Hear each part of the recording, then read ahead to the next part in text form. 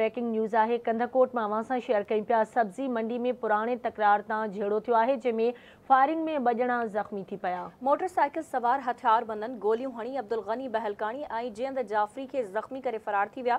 वाक़ियो सब्ज़ोई ऐं बहलकानी बिरादरी जे ॿिनि धुरियुनि में पुराने तकरार तां पेश आयो।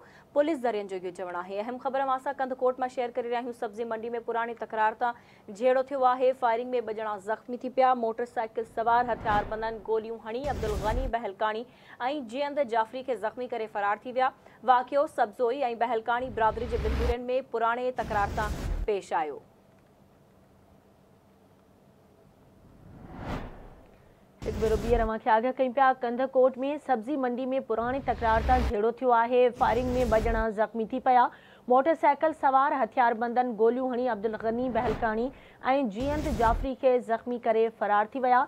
वाक़ियो सब्ज़ोई ऐं बहलकानी बिरादरी जी ॿिनि धुरियुनि में पुराने तकरार तां पेश आयो आहे। पुलिस ज़रियनि जो इहो चवणु आहे। अहम ख़बर अव्हांखे ॾियूं पिया कंधकोट मां, जिते सब्जी मंडी में पुराने तकरार तां झेड़ो थियो आहे। फायरिंग में बजना ज़ख़्मी थी पिया। तफ़सील मालूम कंदासीं। असां लाइन ते मौजूद आहे आवाज़ न्यूज़ रिपोर्टर पीरबख्श पंगवार। जी पीरबख्श, छा तफ़सील आहिनि झेड़े जे हवाले सां आगाह कजो।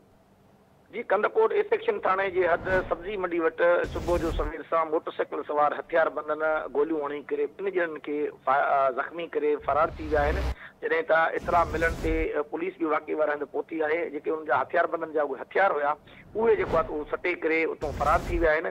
जॾहिं त उहे जेके ज़ख़्मी हुया, उन ज़ख़्मी ॿिनि ॼणनि खे उन वारसनि पारां रेड़े ते खणाए करे कंधकोट सिविल अस्पताल आंदो वियो आहे, जिते फर्स्ट एड ॾियण बाद उन ॿिन्ही ॼणनि खे जेको आहे त लाड़काणे मुंतक़िल कयो वियो आहे। छो जो उन गणती जोगी हालत हुई, उनखे गोलियूं लॻल हुया।